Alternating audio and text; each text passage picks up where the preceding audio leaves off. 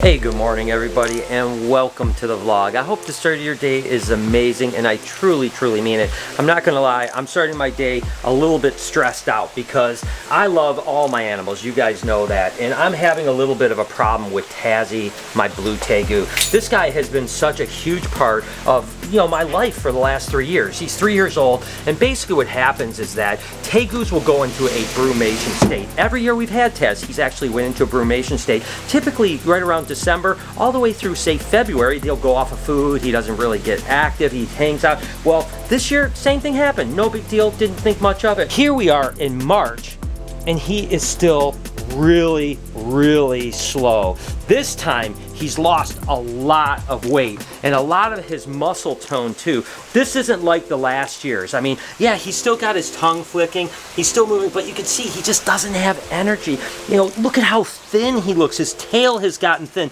This is something that didn't happen last year, and I have stressed out tremendously about him. I love Taz so much. He's such a good animal ambassador, but look at how terrible he looks. And this has happened just in the last like 7 or 10 days. I mean, a week and a half, 2 weeks ago, he was still dormant, but he still looked fine, and he's just dramatically losing weight. So, I mean, you can even see the shrunken head on his head. This is just a bad sign. His tongue is still coming out, which is really good. But again, after talking to my vet, talking to a couple of my friends, I think the best course of action right now is to tube feed him some nutrition. So we're gonna get some prescription science diet. We're gonna do the Flagyl thing, a bunch of hydration, and we're just gonna try to get some nutrition in him. See if we can't jumpstart that metabolism so he can hopefully start eating on his own. I'm not gonna lie to you guys, I am very worried about the future for this guy. I mean, I don't know what's gonna happen if I lose Tazzy, because he has been such a good animal for me for so long. I mean, since we've had him, he's just been my pet, and I love him so much,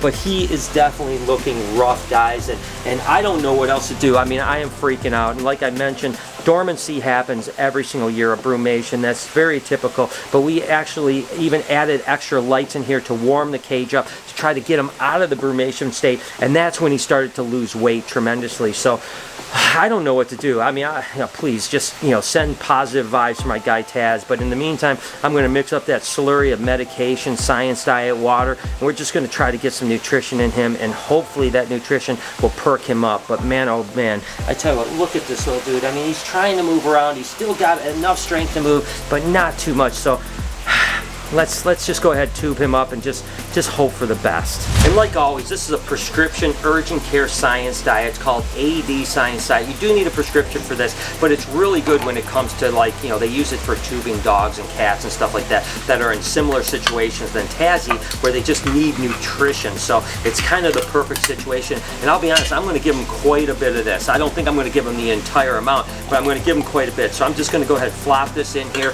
I always talk about this. This is metronidazole, which is actually short for Flagyl, and I'm just going to go ahead and give this a little bit of a squirt here, Flagyl. You can't overdose this if you go crazy, but it is pretty mild on their system. So usually you can kind of eyeball it a little bit. I've been doing it a long time, so I have a pretty good idea. Then I just want some sterile water to mix in to make the slurry a little bit more so, and I'll mix it in like this until it gets to a point where I feel like I can actually tube the animal, right? So right now it's still probably a little bit thick to go through the syringe, but I'm going to mix all the medication as well as the water in here, and then I'll just keep on adding a little bit at a time until I feel like I have a consistency that's going to be able to go through the tube and the syringe well. Again, I won't be able to do all of this. This is just way too much, but I'm certainly going to give him probably 10 cc's or so of this medication, because I think it's going to really help him out. Again, the nutritional value of getting that science diet in him is going to give him protein, hopefully give him strength, and then that medication,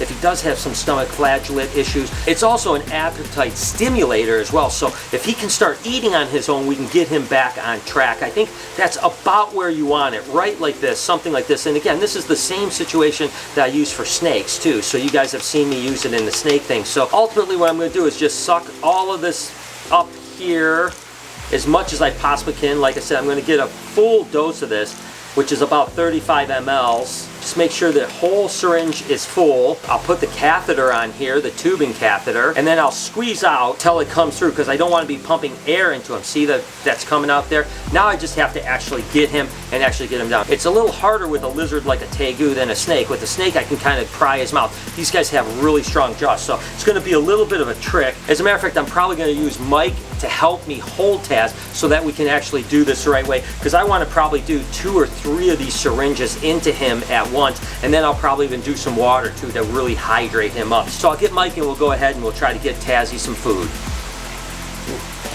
What I'm going to try to do, you can see he opened his mouth immediately, which is great. He's a little upset right now, which is fine. Just try to get this down his throat. I know he's stressing a little bit. I get it. It's not the best situation. There's no doubt about it. But this is going to be good for you, Taz. This is a good thing, all right? So, all right, I'm going to hold this up. I want to hold Taz's head up in the air, too. And we want to keep his head up the whole time. Slowly putting this into his gullet. And it's good that he has a little bit of fight in him. That tells me that's a good thing, right? When he's really lethargic, that's the problem. Can you just make sure his head's up for me for a second? Mm-hmm. Keep it up. I'm going to do the exact same thing. I'm going to probably do, like I said, 3 of these tubes right here into his gullet.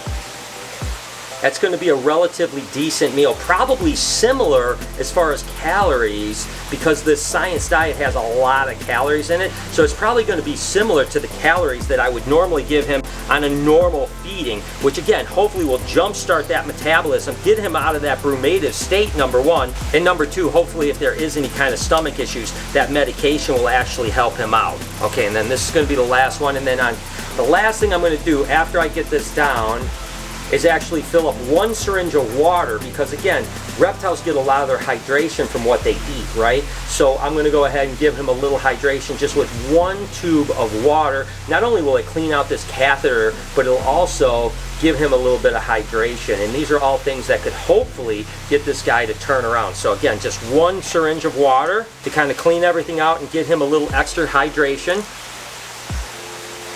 Now I want to do this again pretty slow, because you don't want to do it fast where it could actually rupture his stomach or something like that. So nice, slow, steady movement. Like this. And like I said, guys, I just pray this is going to work out. This is what everyone is suggesting to me. So there it is. So now I'm just going to really gently take this out. I'm going to keep him up like this because, again, he's spitting a little bit of this out, which is something that kind of happened. I prefer him not to have spit that out, but still the vast majority he was able to get down into his gullet. So we just kind of clean him up just a little bit, and it wasn't the ideal situation, him spitting that up. But I tell you what, the rest looks like he's down there. We'll let him kind of open his mouth, make sure, yep, he's not going to spit any more up. So probably about 90% of what we put in stayed down, thankfully. So I'm just going to get a towel, clean him up a little bit, get him back in here. And we'll probably have to repeat this maybe every 4 or 5 days for the next, however long it takes for him to hopefully get going. So guys, I am praying that this is the start of getting this guy back going, because Tazzy means so much to me. So thanks, Mike, for the help. And yep. I'll keep you guys posted, but like I said, please send positive vibes, because, man, I don't want anything to happen to this guy. He's such an amazing animal. Jay. Hi. He doesn't believe that I've got my tortoise trained. No. He thinks that it's BS. What, Speedy? That when Speedy comes in here and I tell him to turn around and go, and he actually listens, he believes it. I thought you were an animal educator, Speedy dude. literally is not trained. Speedy just follows your finger around. That's He trained. doesn't follow your finger? Yes, he does. He'll follow my fingers, my leg, my foot, anything that he thinks he can bite. I think Whatever. it's not true. It's not true. at all. Speedy's trained. And it's rare for us to have problems with animals. I mean, with all the animals at the zoo, I mean, we really hardly ever have issues. But, again, when you're dealing with a lot of animals, you're going to run into this type of stuff. I'm not sure exactly what happened with Taz, because he was doing so well and he just went into this crazy brumative state. So we're going to do everything we can do, not only ourselves, but also conferring with our vet and our other friends that are working with Tegus to try to bring him back. So I'll keep you guys updated. Fingers crossed things go on. And so, that's just part of keeping animals, guys. And I tell you all the time, I take you on the good, the bad, and the ugly. And this one definitely was ugly. So yesterday, Lori actually fed the colubrids in here for the first time. And again, it's about 78 degrees down here, so it's warming up. The first feeding, a lot of times, not every animal is going to eat. You know, usually 50 or 60% of the snakes eat, the others don't. It usually takes a week or two for them to totally wake up and start going. So it'll be interesting to see how many snakes ate today. So Lori's coming down in a minute. She's going to go through. I offered to do it. She said nope, she wanted to do it. So hey, that saves me a little bit of work. That's good to go. So we'll let Lori go through and we'll check back with her afterwards and find out how well the feeding went.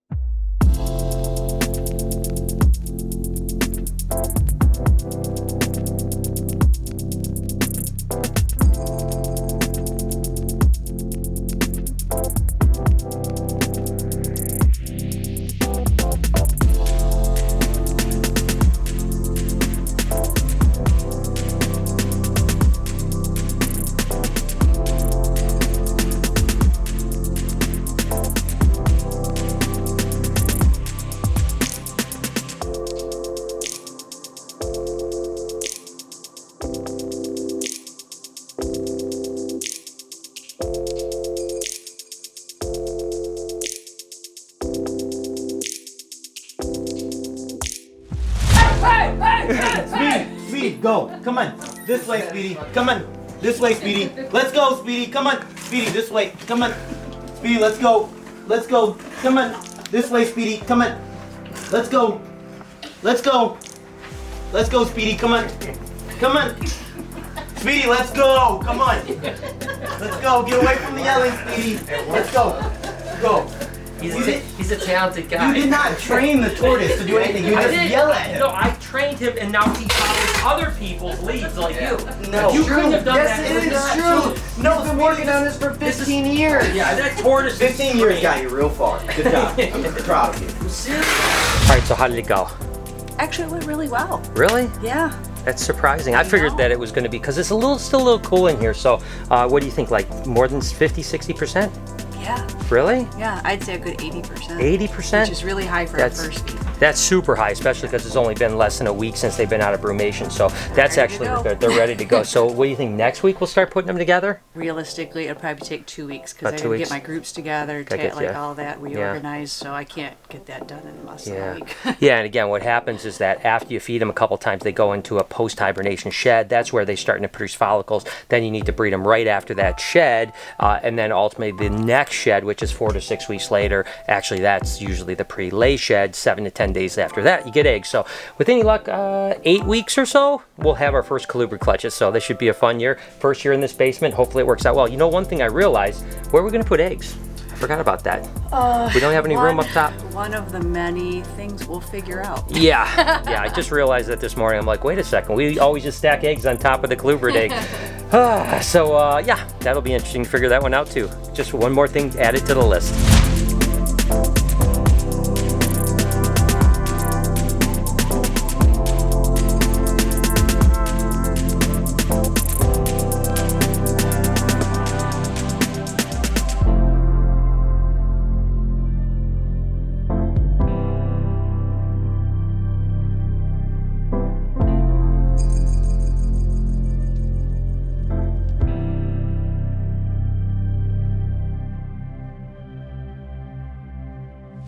All right, so getting some progress done here, continuing to work on it. You know, it's not like we have a lot of time to do it, but the hallway is now done. Just have to do the final corner over there, but I can't really do that until we actually stain the door and get a couple things. Now, this hallway is going to actually go all the way into here. Obviously, it's going to go straight on through to the New Caledonia room, of course, the podcast room. So it's looking better and better. Actually, I can't wait till it's done because my back is hurting a little bit, especially after that fall that I had the other day with Daisy. So anyways, yeah, looking good. Starting to get finished looking down here. So I'll definitely keep you guys updated on how Taz is doing. Send me good vibes, and please send him some good vibes so that he gets better. We're going to keep on it, and I hope that he can turn the corner because he is such a special animal to me. If you guys like this video, even though it wasn't a very good topic, can you do me a favor? Hit a playlist right over here. Up here, you can subscribe to my podcast channel. Over here, please subscribe to this channel. We're almost at 3 million, and you getting us there would mean the world to me. Have an absolutely wonderful day. Remember, be kind to somebody, and I promise I'll see you tomorrow with some better news.